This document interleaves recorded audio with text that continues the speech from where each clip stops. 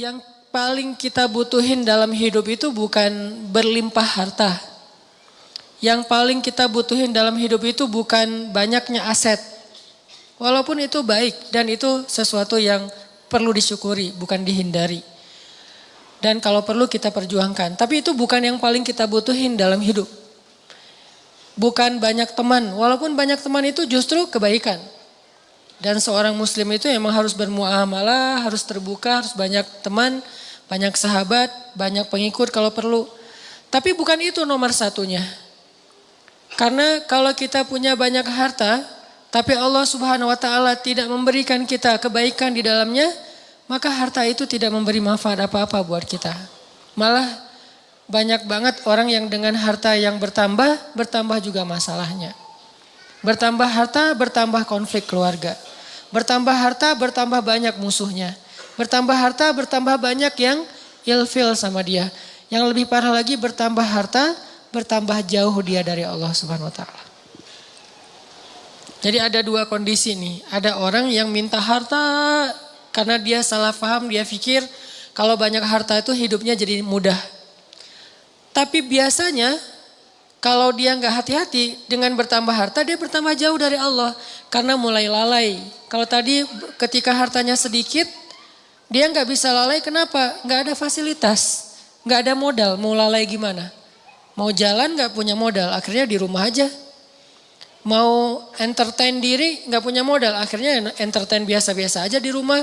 Paling minum teh di belakang sambil ngelihat anak-anak main, itu entertain dia karena nggak cukup modal. Tapi buat yang udah modalnya lebih kan gak cukup entertainnya cuma minum teh kan. Buat orang yang punya harta lebih, masa kita malam mingguan cuma minum teh? Masa kita lagi liburan cuma di dalam kota aja gak kemana-mana? Kenapa? Karena dia ngerasa bisa ngelakuin yang lebih dari itu. Sehingga dengan tambah harta, kalau gak hati-hati malah tambah jauh dari Allah. Dia mengentertain dirinya, dia mulai melakukan hal-hal yang sia-sia, dia mulai mengeluarkan hartanya di jalan-jalan yang bukan Allah ridhoi, sampai mulai judi segala macam kan. Karena ngerasa dia punya uang dan tidak masalah kalau rugi-rugi dikit lah, orang tabungan saya masih banyak. Mulailah dia ke Singapura, ke Hong Kong, ke tempat-tempat yang walaupun bukan ke kotanya yang kita permasalahin, ke beberapa spot atau tempatnya.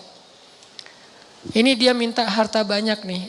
Ternyata harta itu tidak ngasih dia kenyamanan hidup. Belum lagi nanti dengan kehidupan lifestyle-nya yang udah berubah, rumah tangganya udah gak nyaman. Saya punya teman yang pernah ngerasain yang kayak gitu beberapa orang. Dan curhat. Alhamdulillahnya udah hijrah sekarang. Dia ngerasa, kenapa ya uang saya banyak, berlimpah, bisnis saya lancar, kok saya kayak jauh gitu dari anak. Hampir saya gak pernah duduk bareng dengan anak, gak pernah dengerin mereka curhat, gak pernah nemenin anak saya main. Bahkan nganterin sekolah atau jemput sekolah aja jarang. Saya pikir dengan memfasilitasi kebutuhan anak saya berarti saya udah sayang sama dia. Udah ada mobil pribadi khusus buat istri, buat anak, ada 3 anak masing-masing 1 mobil. Dengan alasan yang masih logis. Kalau 1 mobil bertiga gak efektif karena sekolahnya jauh-jauh takut telat. Belum lagi nanti pulang sekolahnya beda waktu, kan gak nyaman. Akhirnya dikasihlah 3 mobil dan itu logis sebetulnya. Dengan 3 driver, bayar sekolah yang paling mahal. Kemudian di rumah masing-masing kamar tuh ada entertainnya dengan layar besar, layar datar gede dan segala macam, ada game segala macam. Pokoknya kehidupannya tuh udah sangat terfasilitasi, tapi kok gak happy. Mungkin mereka gak ngeluh masalah kurang makan, gak ngeluh masalah kurang biaya, tapi mengeluh kurang sentuhan dari orang tua. Dia ngerasain itu.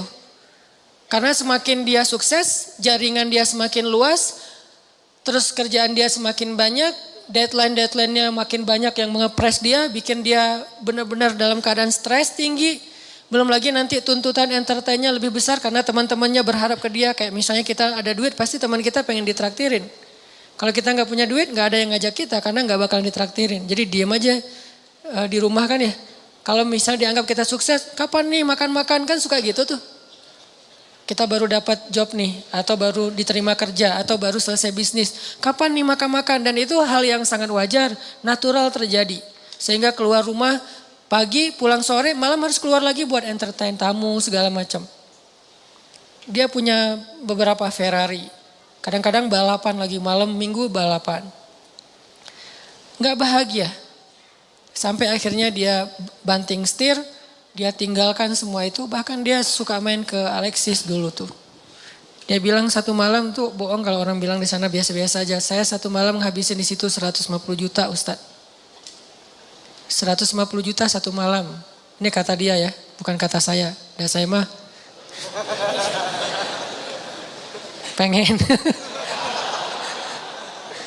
pengen berdakwah, ya, curiga aja.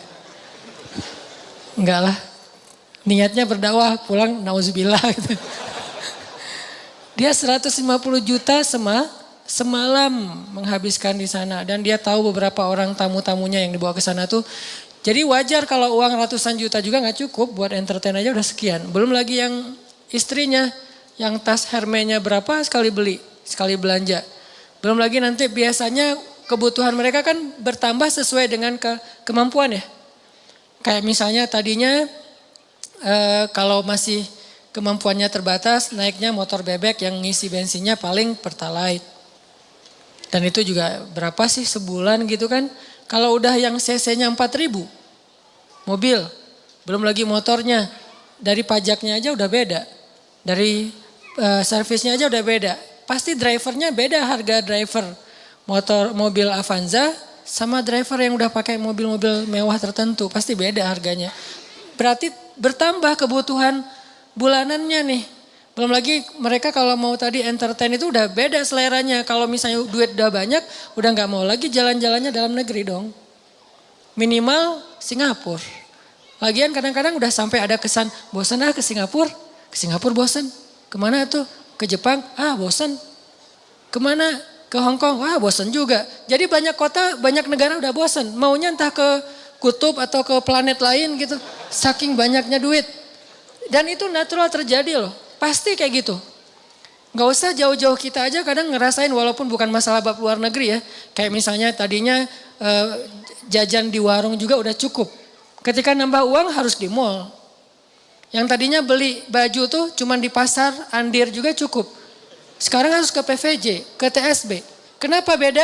Karena kemampuannya udah bertambah. Jadi seleranya juga nambah.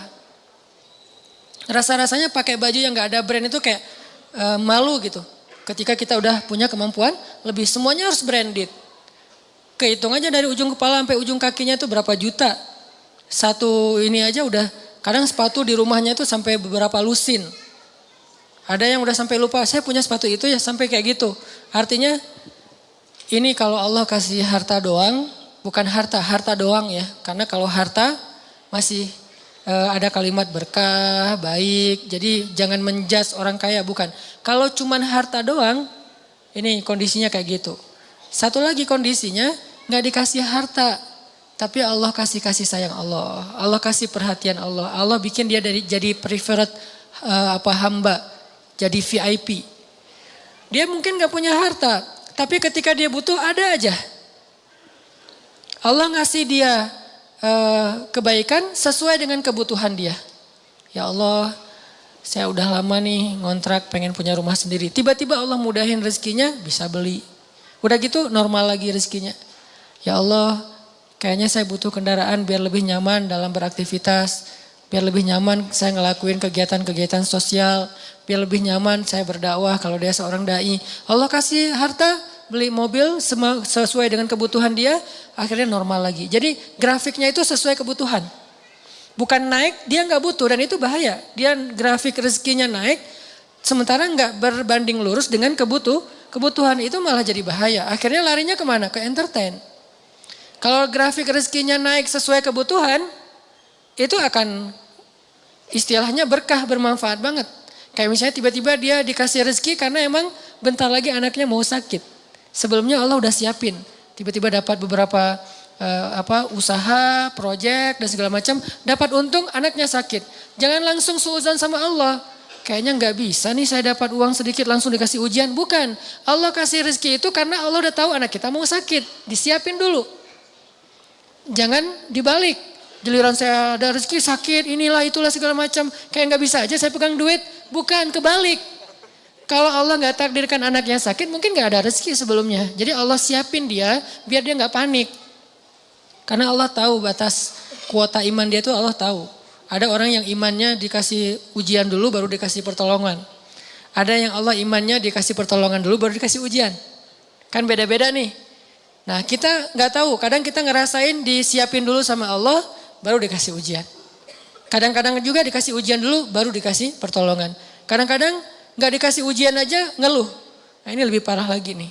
Nah kadang kondisinya kayak tadi, kita disiapin dulu sama Allah, dimudahin dulu urusan-urusan kita, dilancarkan dulu rezeki kita, baru dikasih ujian. Kenapa kok tetap dikasih ujian? Karena Allah pengen ngelihat kita masih believe gak sama Allah, masih keep the faith gak, masih berdoa gak kepada Allah walaupun rezeki kita udah cukup nih untuk ngatasin masalah kita.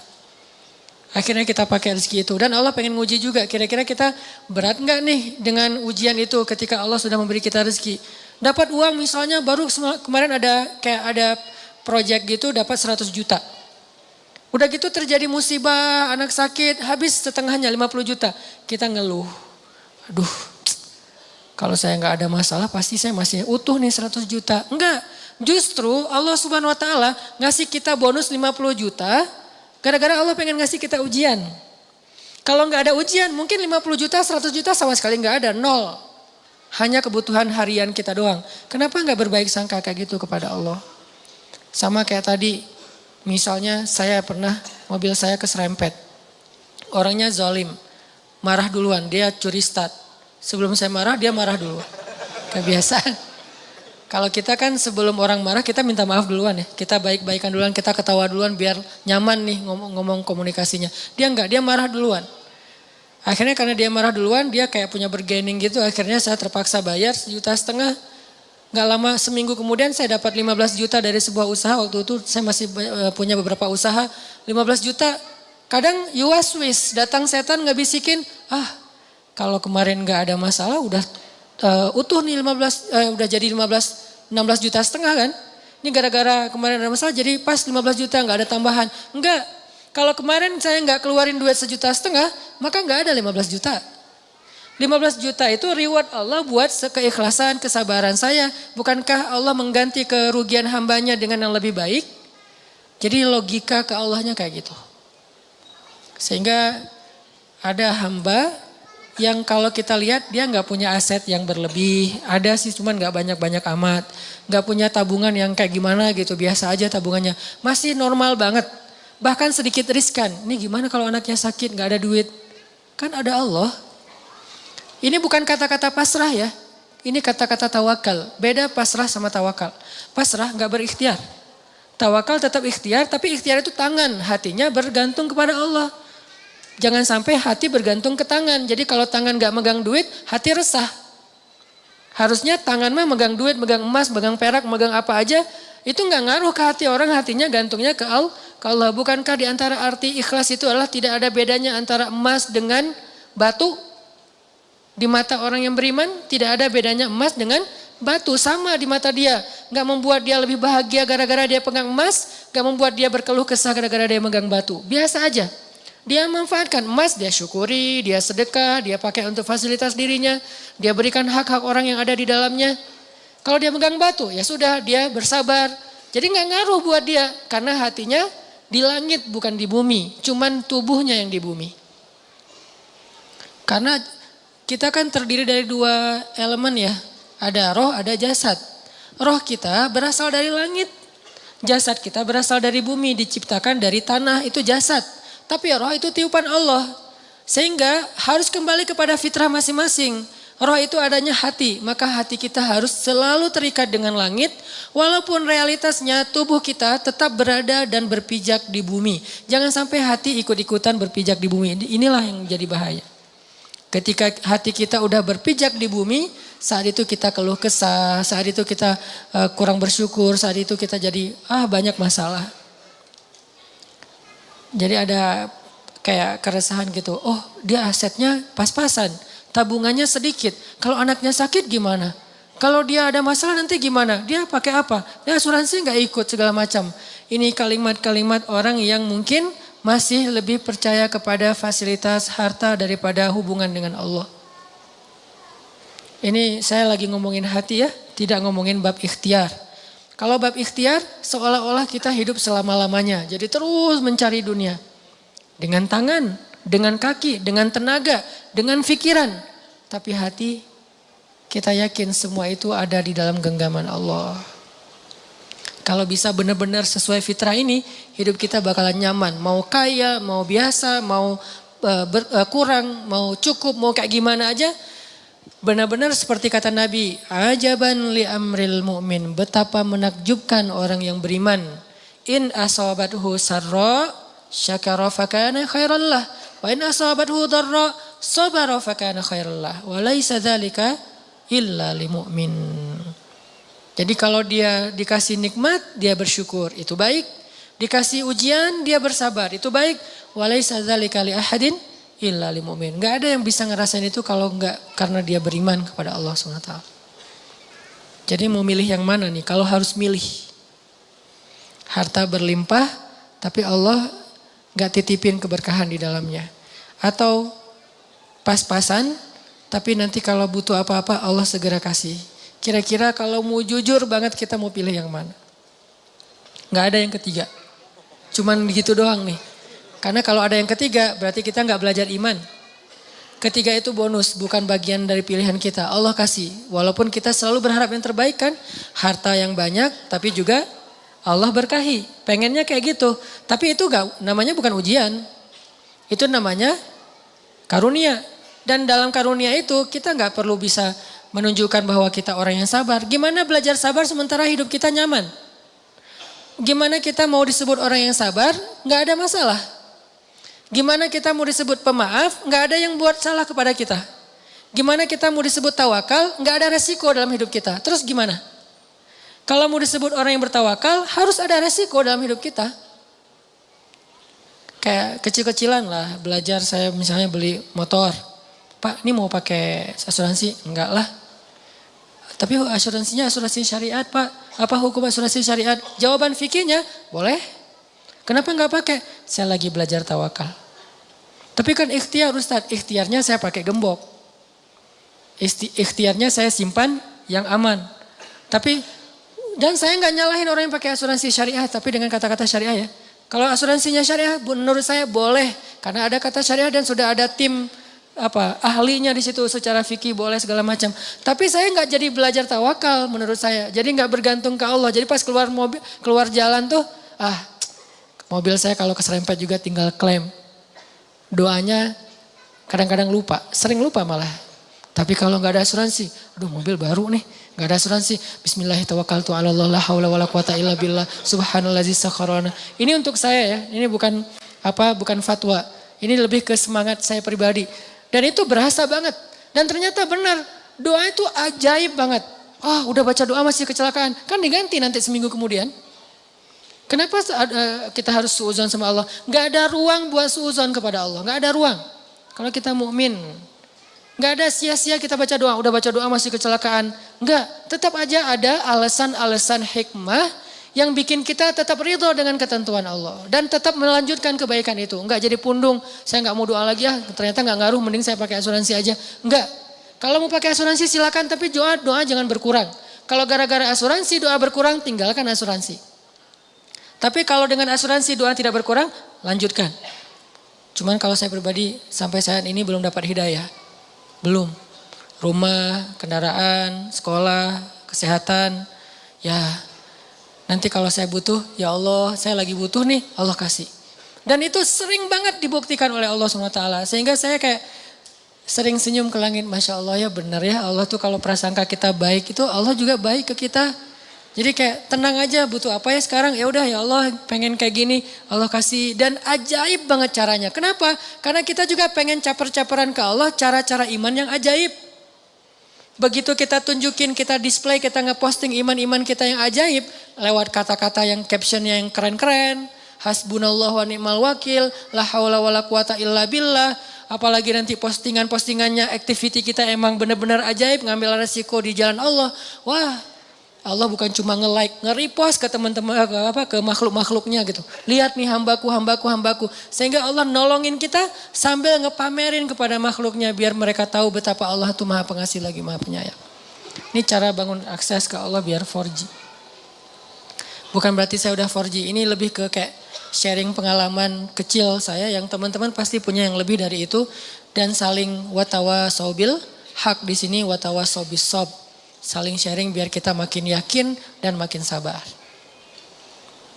Jadi ternyata 4G kita itu dalam hidup bukan fasilitas hidup. 4G kita itu bukan kekuatan fisik. 4G kita itu bukan networking. 4G kita itu adalah hati. Jadi kalau ibarat hidup kita itu adalah perangkat smartphone, maka 4G-nya adalah iman hati. Makin kuat iman berarti makin 4G. Makin lemah iman berarti tidak 4G. Makin lemah lagi bahkan sinyalnya putus-putus. Dan di sini kita bisa tahu, makin kuat iman kita, makin mudah kita berkomunikasi dengan Allah Subhanahu wa taala. Kadang-kadang enggak pakai kata-kata, cuman sinyal dari hati doang sampai ke langit, langsung Allah turunkan solusi. Kenapa? Karena 4G iman. Jadi 4G dalam bahasa kita di sini adalah 4G iman, akses iman kita, hati kita kepada Allah Subhanahu wa taala. Selanjutnya sekarang kita pause sebentar dengan azan Isya, tapi nanti sholatnya kita takhirkan biar leluasa buat teman-teman yang ada di luar masjid. Silakan.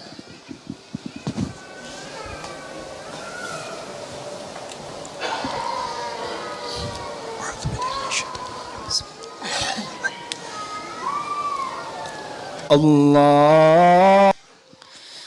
Teman-teman yang dirahmati Allah Subhanahu wa taala, orang yang sudah sampai ke derajat termasuk di antara aulia atau wali-wali Allah Subhanahu wa taala atau punya akses yang udah 4G ke Allah Subhanahu wa taala tuh tidak selalu hidupnya berlimpah harta, tapi berlimpah rahmat. Jadi buat dia cara berpikirnya bukan, wah kayaknya saya udah tenang nih soalnya saya udah siap kalau ada apa-apa. Saya bisa bayar, saya bisa ngongkosin, saya bisa ngebiayain, saya udah punya duit, saya punya tadi asuransi segala macam. Bukan gitu pola pikir dia. Karena gimana pun itu terfasilitasi, bukankah sembuh dan sehat di tangan Allah?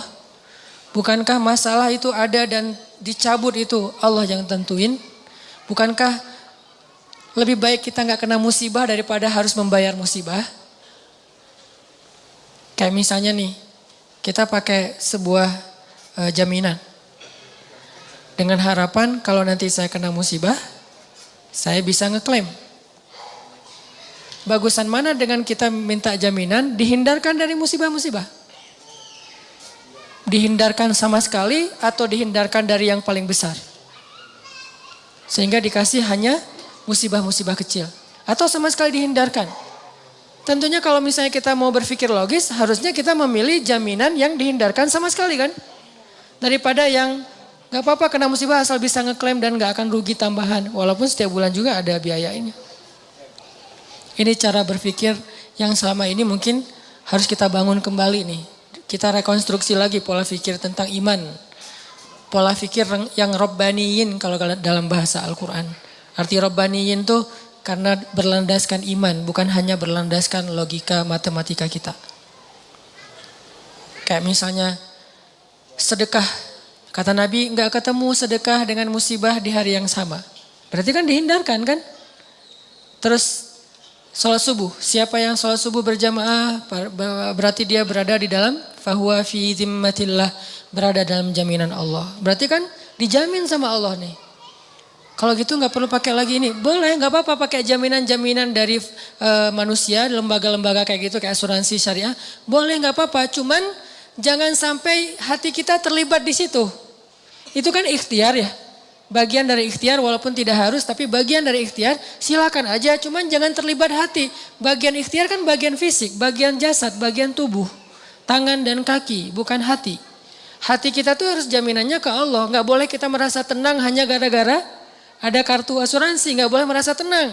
Baru tenang ada kartu asuransi tapi tadi subuh salat subuh. Tenang tuh. Baru tenang dengan asuransi tadi juga udah sedekah pagi-pagi. Baru tenang. Nah kalau iman kayak gini udah ada di hati kita, nih insya Allah nih udah 4G nih. Tapi kalau tenang gara-gara asuransi, subuh juga gak masalah, sedekah juga gak masalah, belum lagi yang lain-lainnya nih, silaturahim, membantu orang lain. Oh berarti kita gak 4G sebetulnya, bahaya tuh hidup kayak gitu tuh. Kalau ternyata, tapi saya udah mempraktekkan ini sekian tahun Ustaz dan gak ada masalah, istidraj. Sanastadrijuhum min haitsu la ya'lamun. La ya'lamun, justru mereka gak ngira, justru mereka gak nyangka. Kalau udah nyangka namanya bukan istidraj. Ini nih pola pikir yang kita bangun teman-teman. Makanya kan Rasulullah SAW itu orang yang sangat wasilah dengan Allahnya tuh udah dekat banget ya. Sampai membatin aja Allah dengar langsung Allah kabulkan. Pernah dulu orang-orang Mekah gara-gara menentang Nabi terus gara-gara menentang mereka jadi menantang Nabi gini. Kalau emang kamu benar-benar Nabi Allah, coba kamu buktikan dengan cara kamu datangkan azab-azab kepada kami seperti yang pernah terjadi kepada Firaun, Namrud, Samud, Ad. Coba kamu datangin. Nabi gak mau berdoa. Wah berarti dia gak benar nih, dia bohong tuh buktinya gak berani berdoa karena dia takut gak akan dikabulkan. Apa jawaban Nabi? Kalau saya sampai berdoa seperti itu, binasalah kalian. Karena doa Nabi kan gak ditolak sama Allah. Kalau mereka minta bukti-bukti yang gak merugikan mereka, Nabi akan lakuin. Contoh, coba kamu belah tuh bulan, kan gak ngerugiin mereka ya. Gak membahayakan orang-orang kafir walaupun bulan terbelah. Nabi kalau saya berhasil dengan izin Allah membelah bulan, apakah kalian beriman? Ya kami akan beriman, janji, deal. Ya Allah tunjukkan kekuasaanmu, bulan terbelah, benar-benar terbelah. Apa kata-kata mereka? Muhammad telah menyihir mata-mata kita. Gak beriman juga. Wah benar-benar kamu tuh benar-benar penyihir yang luar biasa. Banyak penyihir yang menunjukkan hal-hal yang gak logis. Tapi ini di atas mereka. Kamu tuh benar-benar lebih dahsyat dari para penyihir. Jadi penyihir nomor 1 lah. Kata Nabi, kalau kalian masih tetap tidak percaya, coba kita tunggu orang lain yang tidak terlibat di sini. Yaitu para musafir. Yang datang dari luar kota. Nanti kita tanya besok pagi kalau mereka datang, apakah semalam kalian melihat bulan terbelah? Ya sudah, kalau mereka bilang terbelah berarti benar bahwa bulan itu terbelah dan kami beriman. Ya udah kita buktiin, tunggu besok. Pagi-pagi datang musafir, tanya langsung ngumpul tuh di depan Ka'bah. Apakah semalam kalian melihat kejanggalan di langit? Ya, apa? Bulan terbelah. Benar ya Muhammad, bukan hanya bisa menyihir mata kita, mata orang lain yang gak hadir juga disihir. Gak beriman. Sampai Allah mengatakan, kalaupun engkau datangkan 1000 ayat-ayat Allah, bukti-bukti kebesaran Allah, mereka tetap tidak beriman. Jadi kalau Nabi dimintain ngedoain hal-hal yang buruk untuk mereka, Nabi gak mau mengedoakan. Kenapa? Nabi kasihan sama mereka. Karena Nabi itu doanya gak ditolak sama Allah. Bayangin kalau Nabi bilang, ya Allah bikin Abu Jahal stroke. Stroke itu waktu itu juga. Tiba-tiba Abu Jahal. Kan ada ayatnya di surat Al-Alaq, ayat-ayat terakhir kan. Kami cabut ubun-ubunnya. Kalau Allah udah cabut ubun-ubunnya kan otomatis stroke tuh. Itu bahasa stroke versi surat Al-Alaq loh. Arti cabut ubun-ubunnya kan tiba-tiba darahnya itu jadi pecah pembuluh darahnya di kepala kan. Itu kan mencabut ubun-ubun tuh, pecah pembuluh darahnya di. Bayangin kalau Abu Jahal pecah pembuluh darahnya di kepala, terus bagaimana cara mendakwahin dia? Karena Nabi itu memanfaatkan doa yang diijabah bukan untuk ngenyakitin orang, untuk memberi kebaikan buat orang itu. Kan Nabi punya kesempatan nih ngedoain dan doa Nabi diijabah banget. Nabi punya 2 pilihan, mendoakan yang buruk atau mendoakan yang baik. Nabi memilih yang baik, itulah akhlak Nabi. Kalau kita ditempatkan di situ, kan doa orang yang terzalim itu diijabah, ya udah doain aja. Itu kan berarti kita nggak neladanin Nabi sebetulnya. Ini kalimat ini harus dipahami lebih dalam ya, karena sering salah persepsi di Indonesia. Kita selalu ngelihat dari angle negatif. Doa orang yang terzalimi itu nggak akan ditolak oleh Allah. Kalimat ini adalah kalimat nasihat untuk orang yang zalim, bukan orang yang terzalimi. Pahami konteks hadis.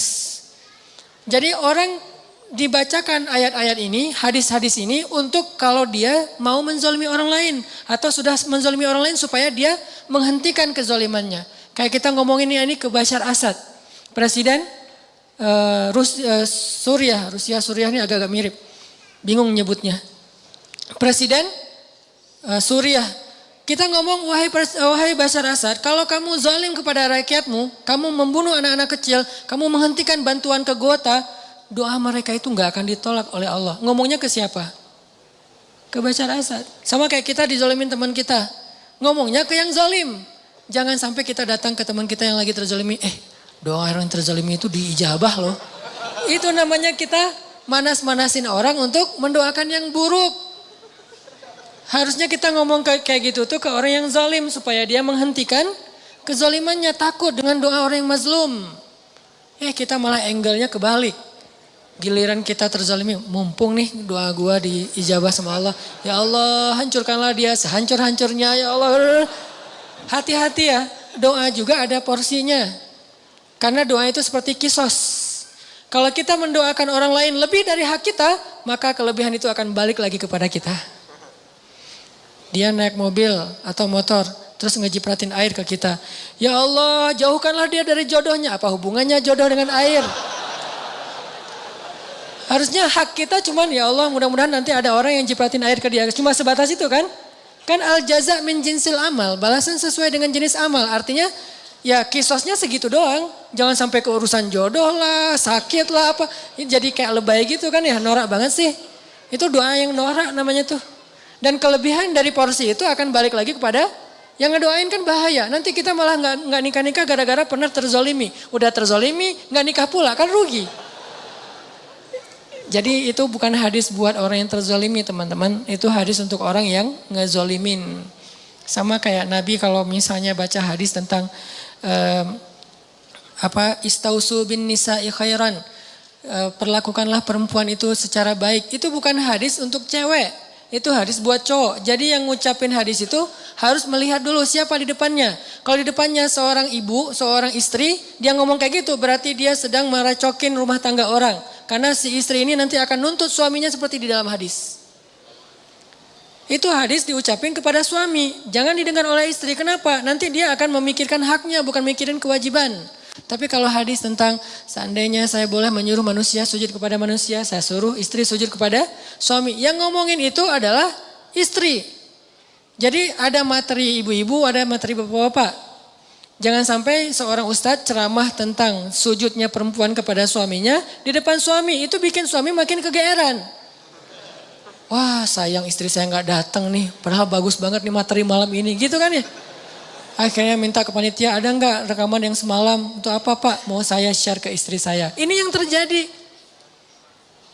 Dan ustaznya juga salah ngomong di depan bapak-bapak. Gimana kalau campur dua-duanya? Berarti yang seimbang infonya. Jangan berat sebelah. Ini namanya adil kan? Karena dengan adil itu lebih dekat kepada ketakwaan. Jadi intinya Nabi itu doanya diijabah. Tapi beliau enggak memanfaatkan buat ngehancurin musuh-musuhnya. Kecuali memang sudah masanya kayak Nabi Nuh. Doa beliau kan diijabah. Dalam waktu yang 950 tahun doa beliau hanya untuk kebaikan kaumnya aja. Ya Allah beri mereka petunjuk ini. Tapi Allah yang menentukan. Setelah 950 tahun baru Nabi Nuh berdoa ya Allah hancurkanlah orang-orang kafir itu sehancur-hancurnya. Jangan biarkan mereka punya keturunan karena keturunan mereka akan merusak di muka bumi. Kapan Nabi Nuh doa itu? Setelah 950 tahun berdoa. Wajar gak sih ngedoain kayak gitu? Ditentang, dihina, dicela, dibully. 950 tahun dibully loh di grup. Kita baru berapa lama dibully di grup geng kita? Share hadis, wah sok soleh, wah ada ustadz, ada nabi palsu, segala macam. Udah 950 tahun, akhirnya kita keluarin lagi kalimat, ya Allah hancurkanlah semua anggota member grup ini.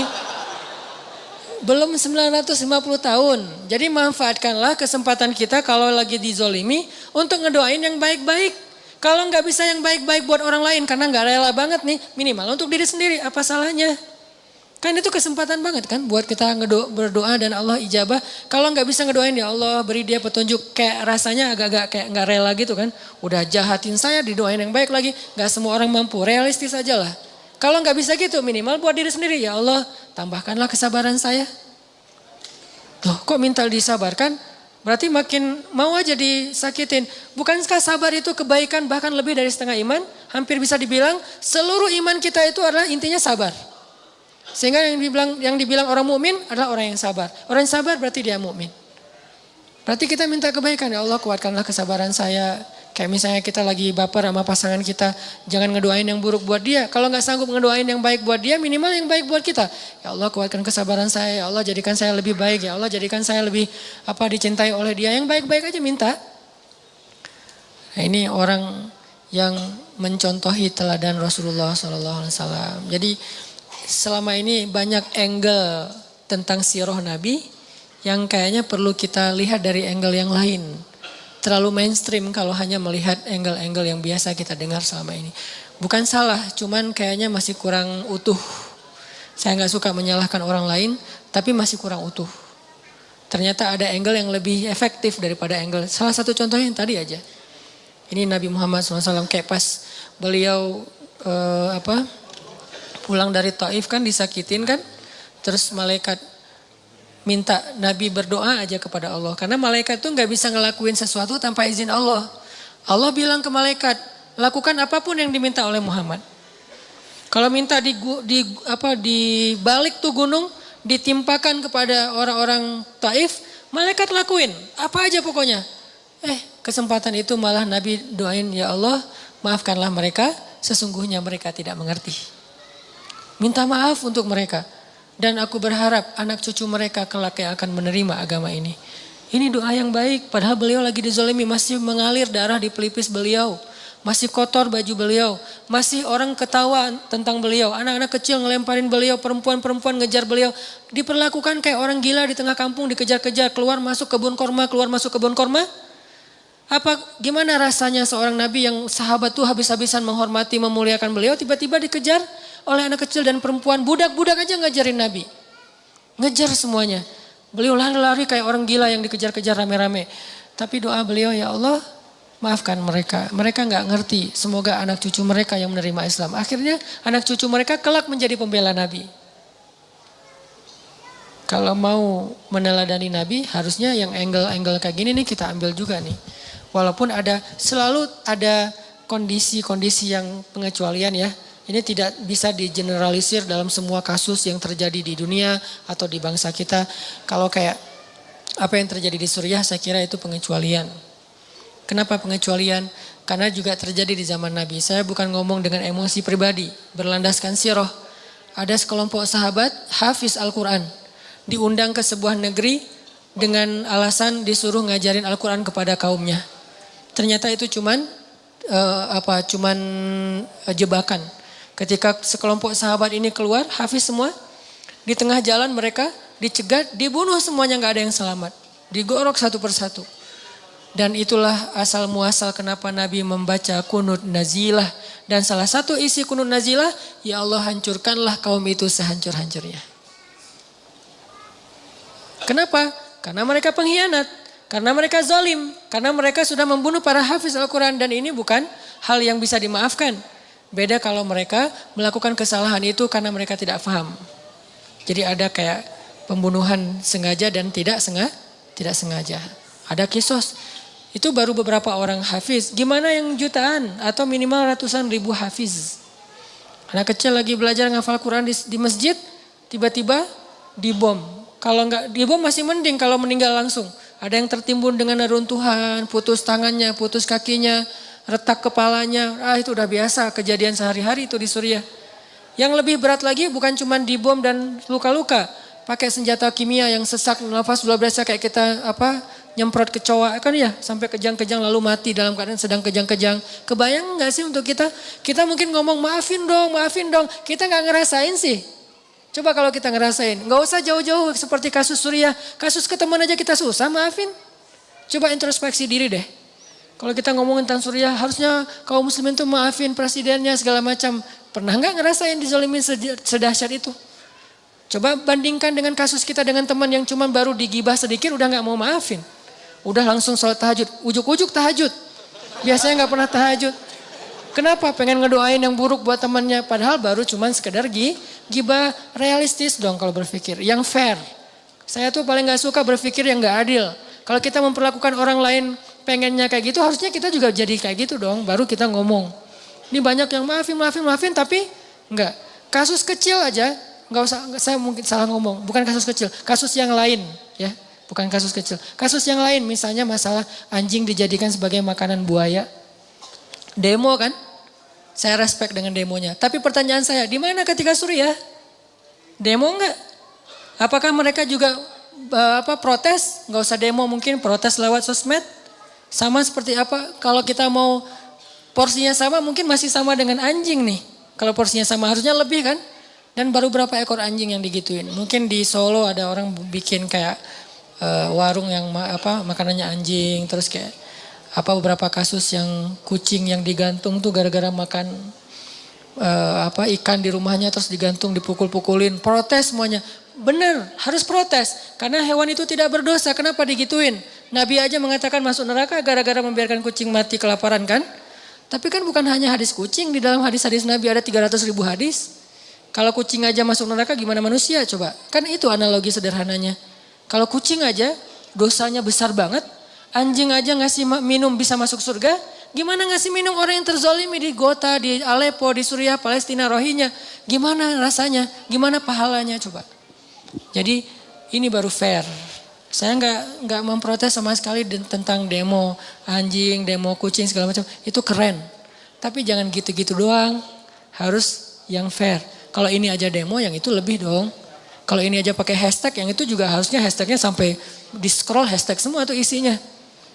Aleppo hashtag, Gota hashtag, Al-Quds hashtag, Gaza hashtag, Rohingya hashtag, Somalia hashtag, Yaman hashtag, Irak hashtag. Termasuk juga nanti ada Paris, New York, di mana-mana. Kita samalah memperlakukan manusia. Ini bukan masalah agama, ini masalah kemanusiaan. Fair. Tapi yang terjadi kayaknya kurang fair. Gak tahu ada masalah apa di dalam hati kita. Fi qulubihim marad. Semoga Allah menyembuhkan penyakit hati kita. Kenapa kalau udah mengatakan asyhadu alla ilaha illallah wa asyhadu anna muhammadar rasulullah perlakuannya jadi beda? Padahal kita nggak pernah nyinggung agama. Tapi kenapa gara-gara mentang-mentang muslim jadi beda perlakuannya? Terus siapa yang mempertimbangkan urusan agama di sini sebetulnya? Kita selalu bilang kemanusiaan. Mereka nggak mau membantu hanya gara-gara asyhadu alla ilaha illallah. Terus yang ngomongin agama siapa? Kita atau mereka? Dan kita mah nggak membedakan. Yang ngomongin asyhadu alla ilaha illallah kita bantu, yang nggak ngomongin asyhadu alla ilaha illallah asal terzolimi kita juga ikut simpatik dan membantu semampu kita. Kalau nggak membantu pun minimal kita menyatakan sikap kasihan dengan ikut prihatin dengan kondisi di Amerika beberapa saat yang lalu atau bahkan di Israel ketika ada badai. Ini fair, Islam itu fair banget, adil. Karena salah satu ciri khas dari Islam itu adil. Balik lagi ke tema kita, teman-teman, intinya adalah akses kita ke Allah itu adanya di hati. Ibrahim Adham tadi lagi musafir sama muridnya, terus nggak makan seharian, lapar. Mungkin udah 2 hari nggak makan, lapar banget pokoknya. Dan buat orang seperti Ibrahim bin Adham, lapar itu bukan Allah nggak baik sama beliau. Karena kebaikan dalam persepsi mereka udah bukan dunia lagi. Udah benar-benar hikmah. Muridnya yang ngeluh, bukan Ibrahimnya yang ngeluh. Muridnya ngeluh, guru lapar ya gimana ya, kita belum makan, nggak ada bekal apa-apa. Akhirnya kamu punya kertas, punya pulpen, punya sini, ditulis sama Ibrahim. Bismillahirrahmanirrahim, Rabbi syair. Tulisannya syair tapi doa. Jadi berdoa dengan syair, lembut bahasa-bahasanya. Rabbi, engkau maha pengasih, engkau apa segala macam. Muji-muji Allah.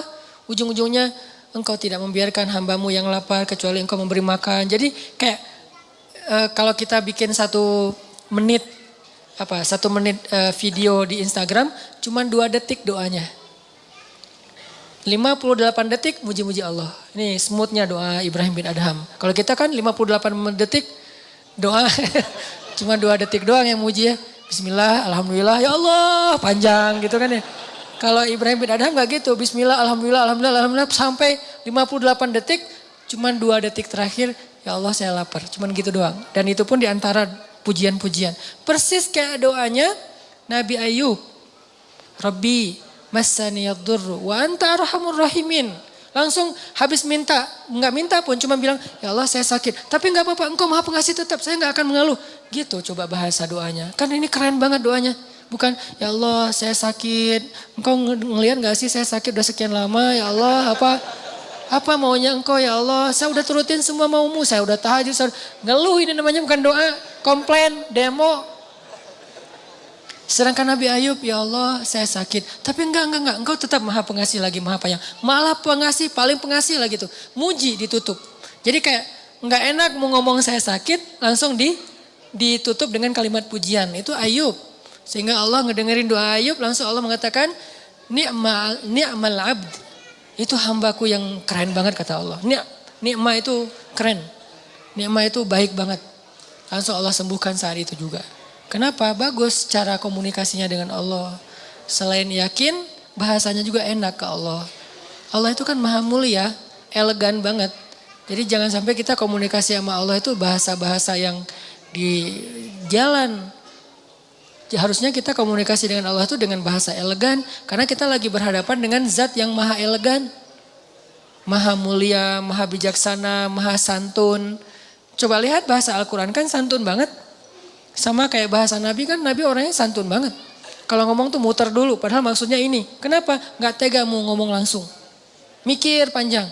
Sama kayak yang saya bilang kemarin, Nabi mimpi ngelihat surga, terus di dalamnya ada istana yang indah. Gak sengaja di sebelahnya ngelihat cewek lagi main ayunan. Nabi gak bilang itu istri siapa, gak bagus nanya istri orang. Tapi Nabi nanya itu rumah siapa, otomatis itu istri yang pemilik rumah, kan keren bahasanya. Itu rumah siapa Jibril? Rumahnya Umar. Astagfirullah, langsung balik arah. Gak sengaja ngelihat istrinya Umar. Ngomong ke Umar, aku lihat rumah kamu di surga. Oh gitu ya Rasulullah, terus gimana? Ya udah gitu aja kata Nabi. Gak mau dijelasin, khawatir Umar jadi cemburu. Nabi kok ngelihat istri saya sih kan jadi gitu ya, gak enak ya. Diam aja Nabi, ya Rasulullah jelasin gimana suasana rumah saya, pekarangan kayak gimana gitu. Terus kata Nabi, enggak usah lah Umar, udah cukup segitu aja, berbahagialah. Ya Rasulullah, ngejar terus akhirnya. Maaf ya, gak sengaja istri kamu lagi ayun-ayunan saya ngeliat. Tapi gak sengaja loh Umar. Ya Rasulullah, Umar tersenyum. Bagaimana mungkin saya cemburu kepada engkau ya Rasul. Baru Nabi lega gitu. Kan lembut banget cara Nabi bertutur. Allah aja nyuruh Nabi Musa dan Harun ngomong ke Firaun itu. Wa qula lahu qawlan layyinan. Ucapkanlah untuk Firaun itu kalimat yang lembut wahai Musa dan Harun. Karena Allah tahu banget lah hamba yang satu ini Musa ini kalau ngomong, wah orasi Musa teh. Beda dengan Harun diplomasi kan. Kalau Musa tuh orasi, orator banget. Wahai Fir'aun, harusnya gitu. Tapi enggak, wahai Fir'aun. Gara-gara apa? Baca deh secara emosi ayat di surat Toha dan Al-Qasas. Makanya saya suka tafsir fi Zilalil Quran, nanti teman-teman bisa cari di toko buku. Tafsirnya Syekh Said Qutb yang ditulis dalam penjara tuh. Karena itu tafsir yang paling emosional. Dia kayak ngelibatin emosi hamba yang beriman dalam memahami sejarah adegan-adegan kayak gitu. Sehingga kita kebayang gitu kejadiannya. Kalau nggak ada emosinya kan kayak flat ya. Kayak kita baca adegan biasa aja. Ternyata kalau kita baca dari angle emosional kita terlibat dalam ayat Al-Quran. Itu benar-benar Nabi Musa itu berbicara lembut dengan Firaun. Firaun ngomong, Nabi Musa diam. Nggak dibantah sama Nabi Musa. Nanti pas Firaun udah selesai ngomong, baru Nabi Musa ngomong. Nggak ada bantah-bantahan, potong pembicaraan, apa segala macam. Pura-pura teleponnya, disconnect, akhirnya diputus. Maaf ya tadi keputus, padahal emang sengaja diputus. Nggak ada Nabi Musa kayak gitu.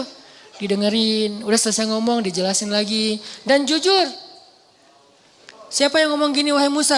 Allah, kata Musa. Kamu tahu ini enggak? Enggak tahu, Allah yang tahu. Saya tanya dulu ke Allah, jujur enggak sok tahu. Ini bahasa-bahasa yang lembut. Kita ke Allah juga gitu. Nabi Zakaria. Zikru rahmati rabbika abadahu Zakaria. Iznada rabbahu nidaan khafiyya. Nidaan khafiyya. Suara yang lirih. Ngomong sama Allah itu lembut. Qala rabbi inni wahana al-'azmu minni washta'ala ar-ra'su shayba wa lam akun bidu'aika rabbi syaqiyya. Di ayat yang lain, rabbi habli min ladunka dzurriyyatan thayyibah innaka sami'ud du'a. Apa rahasia dari kalimat ini? Nabi Zakaria itu udah berdoa puluhan tahun loh. Tapi selalu mengatakan engkau maha mendengar doa. Bukan, engkau dengar gak sih ya Allah? Bukan. Udah puluhan tahun minta anak masih ngomong sesungguhnya engkau maha mendengar doa. Pujian. Gak ngeluh sama sekali. Kan bagus banget bahasanya. Harusnya awal-awal engkau maha mendengar doa ya Allah. Engkau dengar kan ya Allah.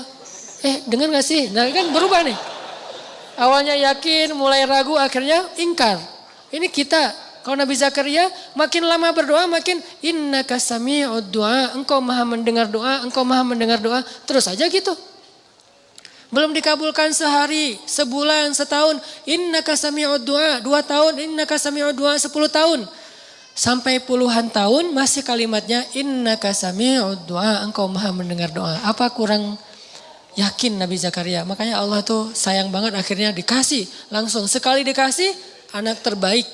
Bisa dibilang kata sebagian ulama satu-satunya orang yang nanti di hari akhirat ketika dibangkitkan gak punya dosa.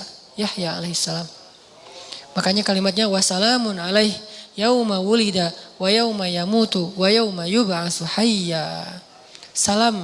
Selamat dia ketika dia dilahirkan, selamat ketika dia diwafatkan, dan ketika dia dibangkitkan udah selamat. Bangkit udah selamat.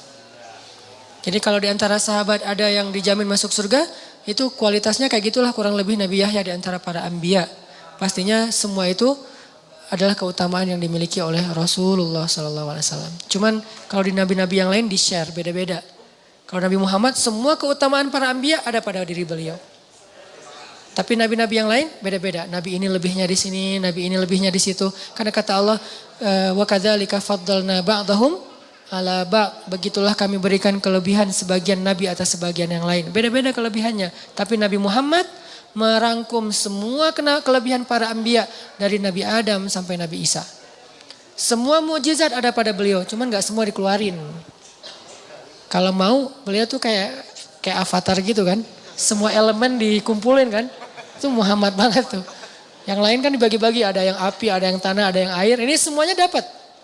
Nabi Sulaiman dengan jinnya, Nabi Muhammad bisa lebih dari itu, cuman gak mau pamer. Kalau mau Nabi Muhammad bisa lebih dari Nabi Sulaiman, ngumpulin pasukan jin. Nabi Sulaiman berperang dengan pasukan jin. Nabi Muhammad pasukan malaikat, lebih keren siapa? Cuman kan bukan kita mau banding-bandingin para anbiya ya. Lebih kepada mau ngelihat betapa luar biasanya Nabi Muhammad. Nabi Sulaiman perang pakai pasukan jin. Ada jin penyelam, free dive gitu jinnya teh.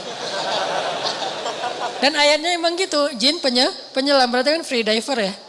Kalau free diver sekarang mungkin 500-600 meter nyelam, itu udah kilometer loh.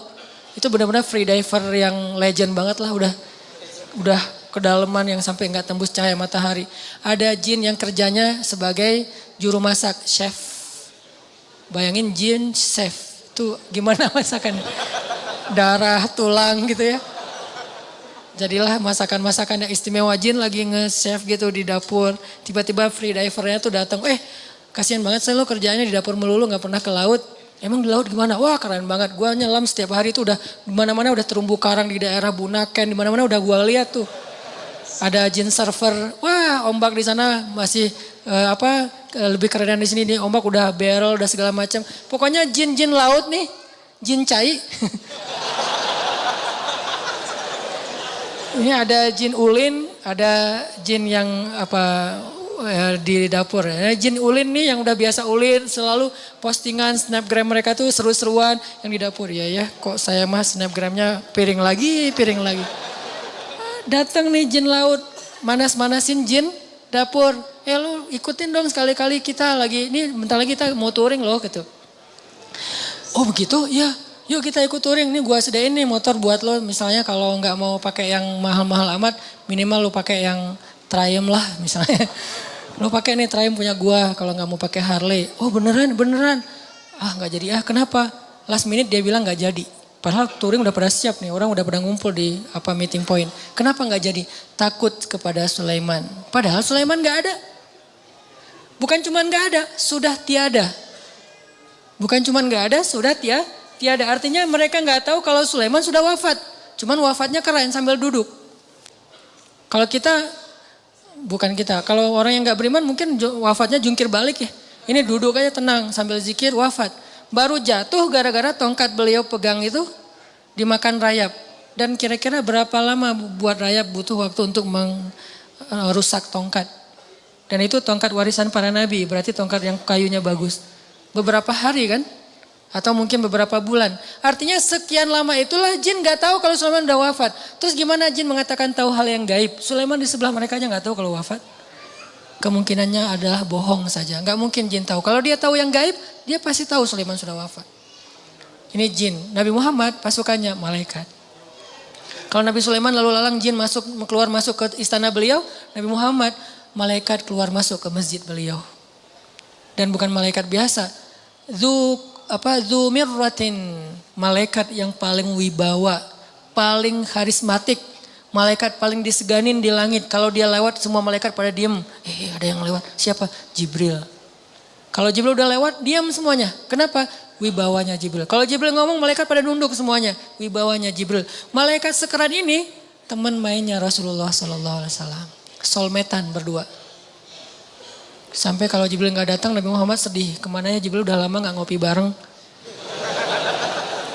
Ngeliat ke langit, Jibril kemana ya? Mau ditelepon gak punya nomornya. Karena gak ada telepon dulu, doa aja ya Allah mana Jibril, mana Jibril, mana Jibril. Jibril juga di langit, aduh pengen banget ketemu Nabi Muhammad nih di bawah gimana ya gak bisa turun. Kenapa?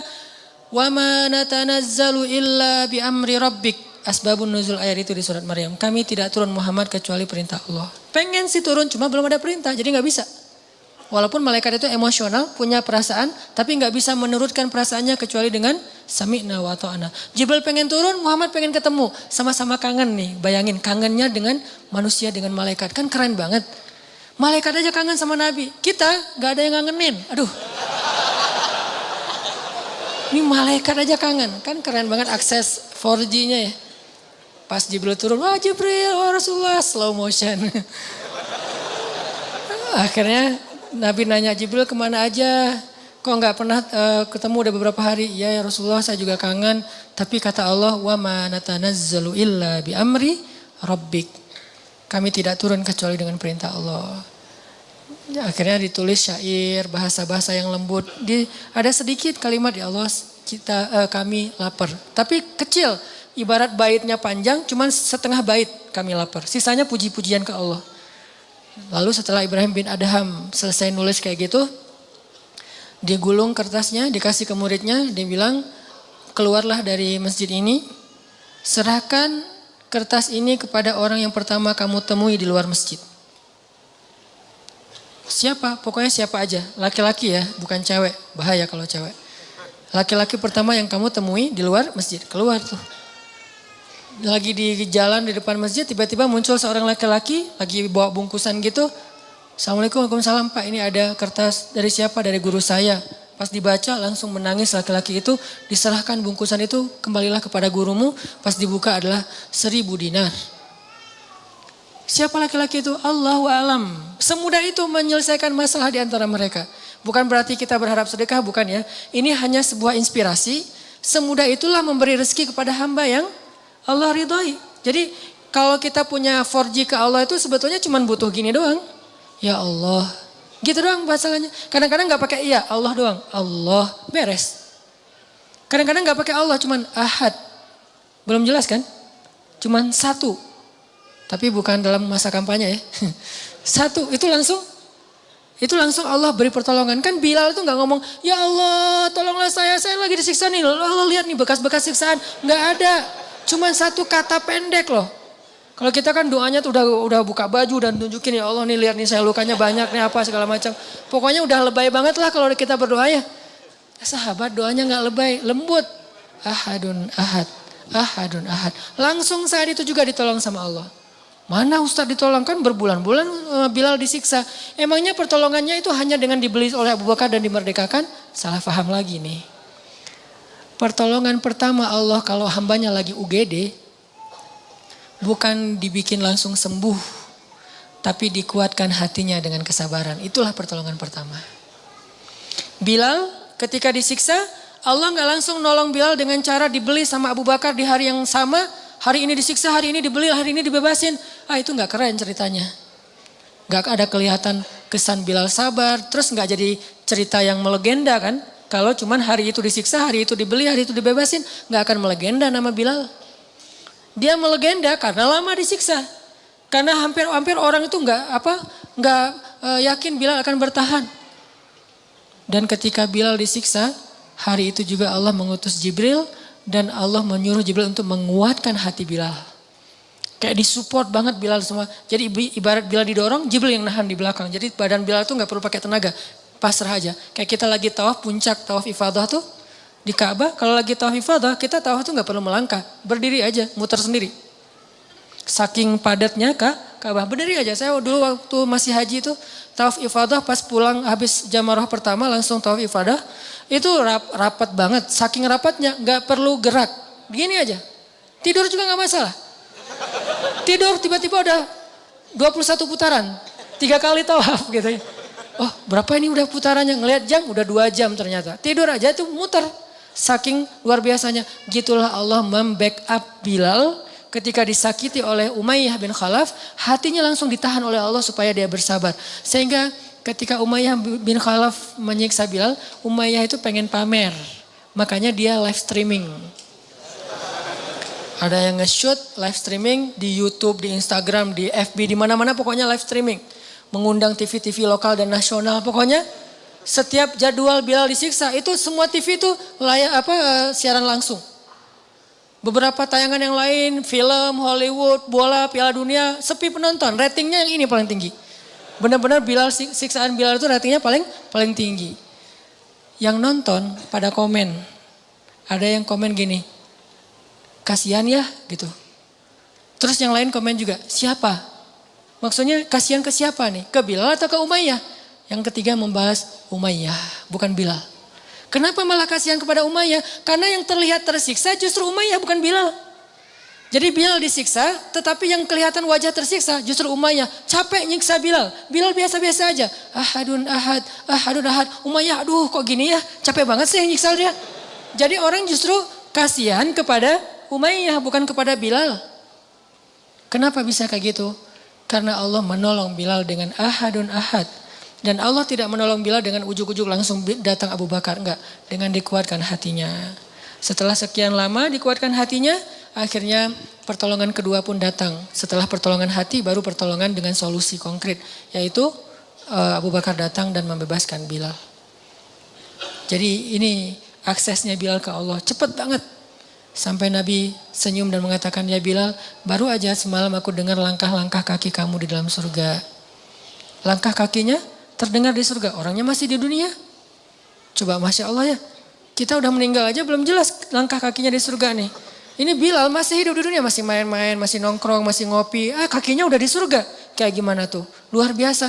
Artinya Allah itu ngasih keistimewaan yang luar biasa buat Bilal. Buat Khabab bin As, buat Sumayyah, istrinya Yasir. Sumayyah itu maaf ditusuk dari kemaluannya sampai ke belakang dan meninggal di tempat. Apakah Allah tidak menolong Sumayyah? Justru itu pertolongan Allah buat Sumayyah. Walaupun kezaliman untuk Abu Jahal. Itu pertolongan Allah untuk Masyiatoh dan bayi-bayinya. Walaupun kezaliman buat Fir'aun. Jadi teman-teman, akses 4G kita ke Allah itu dimulai dengan iman. Kemudian dengan caption yang indah. Kita kalau posting captionnya lama mikir ya. Udah lama akhirnya tanya-tanya. Bikin sendiri captionnya. Captionnya terserah kalian deh gitu. Akhirnya dari komen kita caption. Tipe lagi kan. Lihat gimana kita sering mentipe caption kita. Dalam semenit udah berganti caption berkali-kali. Caption ke makhluk aja kita mikir. Masa caption ke Allah kita gak mikir? Bikin puisi-puisi doa. Ustadz, masa doa pakai puisi sendiri gak dari Nabi? Dari Nabi juga, dari ayat juga, dari sahabat juga, dari diri sendiri juga. Karena kan ada doa-doa yang kita butuhin gak ada di zaman Nabi. Ujian nasional, ada gak? Anak Nabi kan gak ada yang sekolah dan ujian nasional. Sehingga gimana? Ujian nasional, wah bid'ah ini doanya. Soalnya Nabi gak pernah baca doa ini. Gak kayak gitu cara memahami bid'ah. Gak usah terpancing dengan pemikiran orang yang mungkin belum utuh membaca hadis. Karena doa itu ibadah mutlak. Jadi bikin caption doa yang indah. Itu nomor 2 biar 4G, biar enak kita dengan Allah. Hasbunallah wa ni'mal wakil ada di Al-Quran. La haula wa la quwata illa billah ada Al-Quran. Itu kalimat-kalimat caption yang keren-keren loh. Kalau perlu itu jadi hashtag doa kita. Panjang captionnya, ujung-ujungnya hashtagnya la haula, hasbunallah, apalagi innalillah, gitu-gitu kan. Itu kan caption hashtag-hashtag yang udah sering dipakai ya. Sehingga nanti kalau mau ngelihat doa-doa kita itu tinggal buka hashtagnya kan kebaca tuh. Dan makin sering kita pakai hashtag itu makin di like. Lebih banyak likersnya di antara para malaikat. Terakhir satu kisah tentang hashtag la haula wala quwata illa billah. Ada seorang sahabat miskin datang ke Nabi ngadu. Dia bilang, ya Rasulullah, anak saya ditawan oleh musuh. Dan mereka meminta tebusan. Kalau saya nggak membayar tebusan 100 dinar itu kurang lebih sekitar 300 juta atau mungkin lebih. Kalau saya nggak menebus anak saya 100 dinar, malam ini juga mereka akan membunuh anak saya. Deadline-nya besok pagi, malam ini saya harus bawa tebusan itu. Saya nggak punya harta ya Rasul, saya udah minjam-minjam ke tetangga, nggak ada yang sanggup. Sedikit-sedikit belum sampai 100 dinar, ya Rasulullah gimana? Rasulullah juga lagi bokeh, nggak punya duit. Sahabat-sahabat banyak yang di luar kota, jadi nggak ada yang bisa dimintain tolong. Akhirnya ketika itu Nabi bilang kepada dia,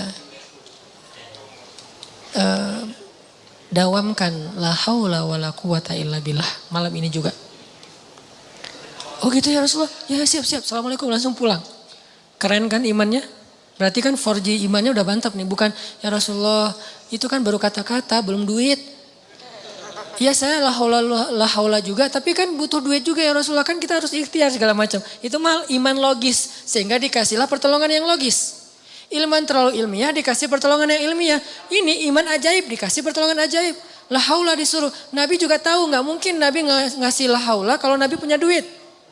Pasti dikasih duit sama la haula. Ini karena nggak punya apa-apa. Dan apa yang dikatakan Nabi itu pasti benar. Nggak mungkin Nabi bohong. Jadi iman kepada Nabi itu udah kuat banget. Sami'na wa ta'ana. Nabi bilang perbanyak zikir la haula. Siap ya Rasulullah pulang. Sampai di rumah istrinya udah nunggu dengan cemas. Gimana pak? Orang miskin manggilnya bukan pak. Gimana bah? Gimana ya gitu. Udah dapat belum duit? Belum mah. Terus gimana? Tadi udah ketemu Rasul. Terus gimana apa kata Nabi? Disuruh dawamin zikir la haula. Oh ya udah yuk kita wudu. Dawaminlah sepanjang malam mereka berdua la haula wala quwata illa billah. Iman.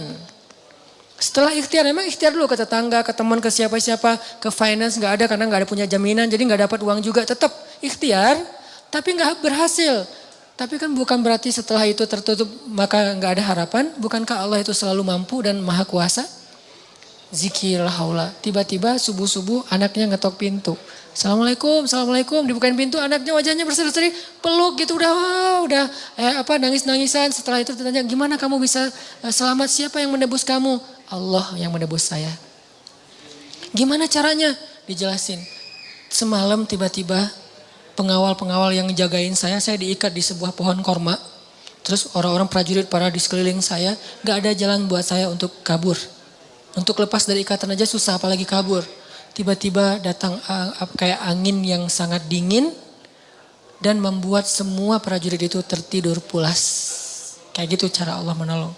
Diberi mereka rasa ngantuk, tertidur pulas semuanya. Saking pulasnya sampai mereka nggak menyadari kejadian apapun. Tiba-tiba datang 2 orang laki-laki dengan pakaian putih-putih dan membuka ikatan saya, lalu mereka pergi, saya dilepaskan, suruh pulang.